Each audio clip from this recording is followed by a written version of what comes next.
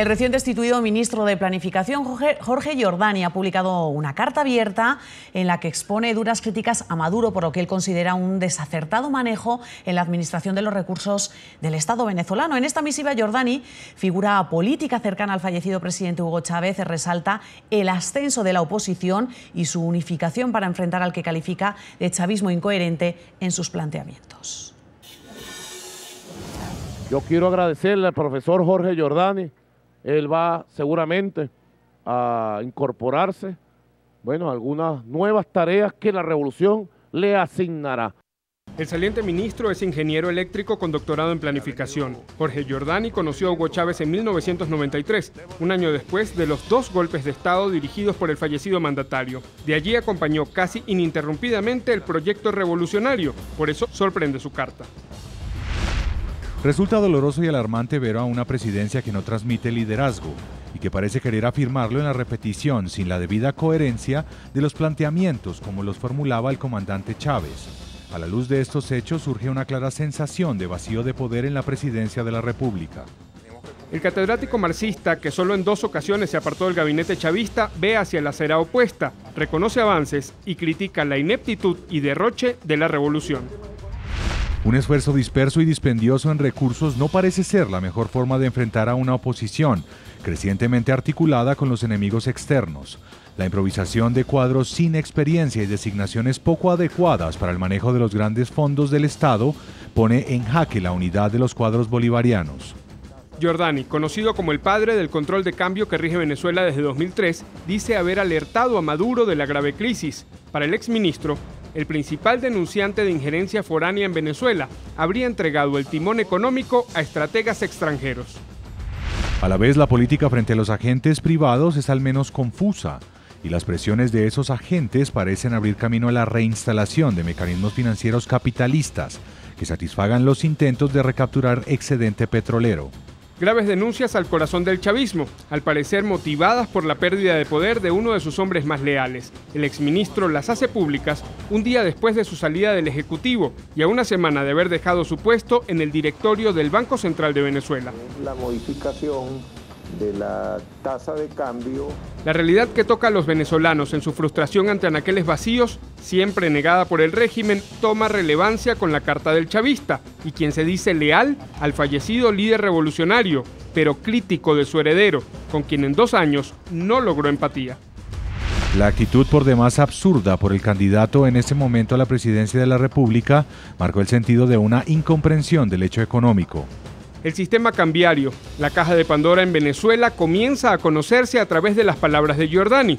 Desnuda el manejo ilícito de la moneda extranjera, limitada y casi desconocida para el común de los venezolanos por más de una década.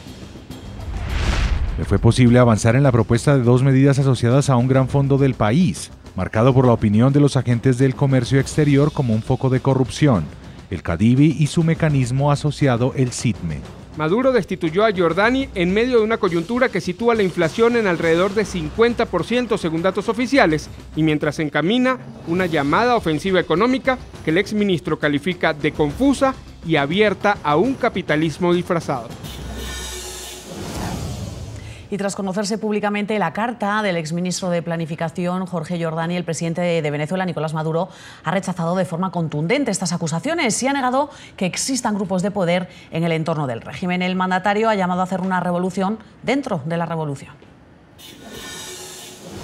Hay compañeros que pretenden, más bien, que prefirieron y prefieren refugiarse en la retaguardia de la retaguardia y convertirse en los coronistas del fracaso, convertirse en algo así como en los coronistas favoritos ahora de la derecha. Y en el 2002, comandante Chávez lo traicionó, hasta el gato lo traicionó, ¿o no? Gente muy cercana a él. Muchos de nosotros nos quedamos asombrados de ver a alguna gente que un día se iba haciendo críticas y terminaba, bueno, jugando para la derecha. Para analizar este tema establecimos contacto con Antonio Ledesma, él es el alcalde metropolitano de Caracas. Alcalde, muy buenas noches, gracias por estar con nosotros. Muy buenas noches, Eva. Un placer saludarte a ti y a toda la comunidad en los Estados Unidos, en el Caribe, en toda América Latina. A la orden desde Caracas, Venezuela. Claro que sí. Primero, conocer su reacción a esta carta. Bueno, esta carta no hace otra cosa que confirmar la crisis, la tremenda crisis que padece el gobierno de Venezuela, porque quien suscribe esa carta no es cualquier persona. Estamos hablando del gran gurú de la revolución, alguien que es responsable primario, responsable directo, junto con el presidente fallecido, junto con Nicolás Maduro, del desastre económico que tenemos en Venezuela. El gran padrino de la economía de planificación centralizada ha sido Giordani. Él ha venido imponiendo en su modelo, un modelo anacrónico, porque todas esas medidas anacrónicas, todos esos anacronismos financieros, presupuestarios, tienen que ver con esas líneas del control de cambio, que no ha resultado en nada. Lo menos que hay en Venezuela es control de cambio, lo menos que hay en Venezuela es control de precios. Tenemos una devaluación pavorosa, espantosa, y tenemos una inflación que ya se corona como una de las inflaciones más altas del mundo. Preguntarle la relevancia de la carta ya la está contando usted precisamente por la fuente de la que viene, pero ¿qué tanta importancia hay que darle precisamente cuando pues Jorge Giordani ha sido relevado de su cargo? ¿Puede ser esto una revancha? Es que lo que vale la pena subrayar es que con la salida de Giordani del gabinete no se va a corregir en el corto plazo ni en el mediano plazo esta gran calamidad económica y social que tenemos en Venezuela. Allí vale la pena subrayar algunas cosas, como las que ya he comentado. Por ejemplo, Giordani confiesa que se comprometió financieramente a Venezuela el año 2012, haciendo transferencias de recursos, asumiendo deudas, vendiendo petróleo a futuro, compromisos con el fondo chino, por ejemplo, con la finalidad de avanzar en el terreno electoral. Por Alcalde, las elecciones que estaban perdón que le interrumpa, pero precisamente por eso no le quita relevancia, porque si Giordani se refiere a algo que pasó en el 2012 y viene y hace la acusación ahora en el 2014, no está aprovechando precisamente la coyuntura o revanchista de que él ha salido del cargo. ¿Por qué no lo hizo antes? Claro, él está respirando por la herida. No hay duda que están respirando por la herida, como van a comenzar a hacerlo todos los que de una u otra manera se sientan desplazados, porque allí hay una guerra de poder. Allí la lucha no es para corregir el problema económico, no es para enderezar las distorsiones, no para serenar las variables que están alteradas.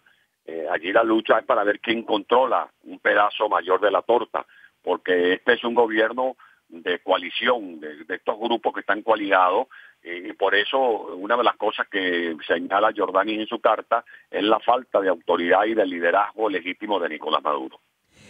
Como dice usted, este no va a ser el primer caso. Giordani está respirando por la herida y dice que esto va a pasar con muchos aquellos que no se encuentren contentos con el pedazo de tarta que les vaya a tocar. ¿Qué va a pasar con esta gente del chavismo que se salga y comienza a criticar al régimen? ¿Pasan a la oposición? ¿Ustedes los aceptarían en caso de que ellos pidieran? Van a ser también colocados en el paredón de fusilamiento.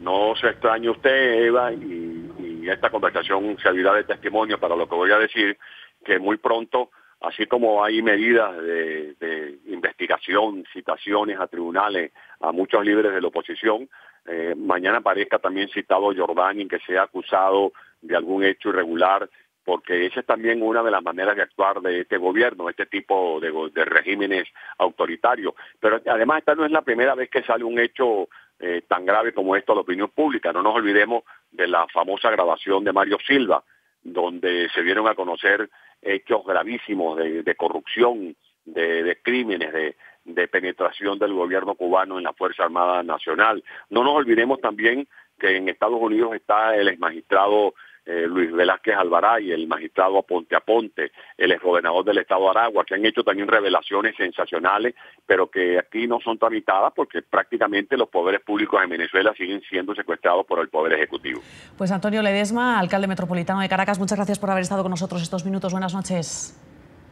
Muy buenas noches, Eva, siempre a la orden.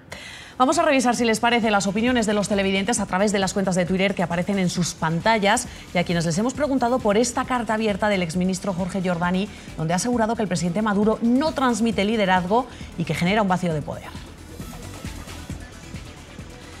Norberto Jiménez dice: Giordani se dio cuenta de que en manos de Maduro el país no va por un buen camino, Chávez lo tenía más controlado. Rafael Pereira asegura a su vez, si un presidente no representa liderazgo ni a su gabinete ni a su pueblo, es entendible esta situación. Y Ramiro González dice, los vacíos en la presidencia y el mal manejo de los mecanismos financieros no solo generan desabastecimiento, sino también renuncias. Marcos Suárez dice, al presidente Maduro el país se le ha salido de las manos, ya ni sus ministros confían en el trabajo que él está haciendo.